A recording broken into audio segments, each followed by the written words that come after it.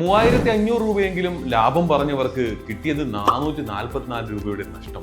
ശരിക്കും ലെൻസ്കാർട്ട് IPO നനഞ്ഞ പടക്കമായിരുന്നു. സമീപകാലത്ത് വലിയ ചർച്ചകൾക്ക് തുടക്കമിട്ട പ്രാരംഭ ഓഹരി വിൽപ്പനകളിൽ ഒന്നാണ് കന്നഡ നിർമ്മാതാക്കളായ ലെൻസ്കാർട്ടിൻ്റെത്.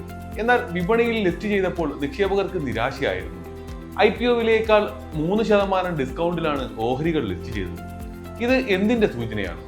അലോട്ട്മെന്റ് കിട്ടിയവർ എന്തു ചെയ്യണം? ഓഹരി ഒന്നിന് 402 രൂപയ്ക്കായിരുന്നു ലെൻസ്കാർട്ടിന്റെ IPO ഇഷ്യൂ. കുറഞ്ഞത് 37 ഓഹരികളാണ് ഒരു ലോട്ടിലുണ്ടായിരുന്നത്. NSEയിൽ IPO വിലയേക്കാൾ 1.74% കുറച്ച് 395 രൂപയിലും BSEയിൽ 2.99% താഴ്ന്ന് 390 രൂപയിലുമാണ് ലിസ്റ്റിംഗ് നടന്നത്. ലിസ്റ്റിംഗ് വില അനുസരിച്ച് ഒരു ലോട്ടെങ്കിലും ലഭിച്ചവരുടെ നഷ്ടം 444 രൂപ.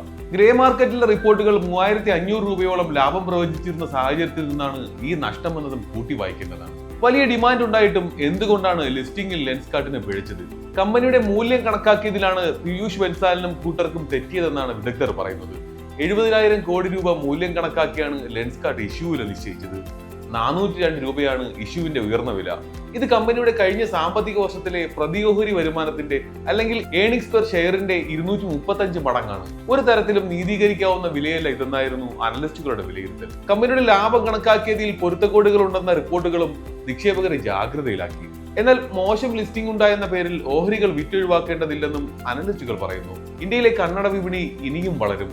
ലെൻസ്കാർട്ടിന്റെ ബ്രാൻഡ് പ്രസൻസും സ്റ്റോറുകളുടെ സാന്നിധ്യവും മുന്നോട്ടുള്ള വളർച്ചയെ സഹായിക്കുമെന്നും ഇവർ പറയുന്നു. നിലവിൽ ഓഹരികൾ 2% ലാഭത്തിലാണ്. ലെൻസ്കാർട്ടിന്റെ IPO നിങ്ങളിൽ ആർക്കൊക്കെ ലഭിച്ചു? നിങ്ങൾ നിക്ഷേപിക്കാനായി കാത്തിരിക്കുന്ന അടുത്ത IPO ഏതാണെന്ന് കൂടി കമന്റ് ചെയ്യാനും മറക്കരുത്.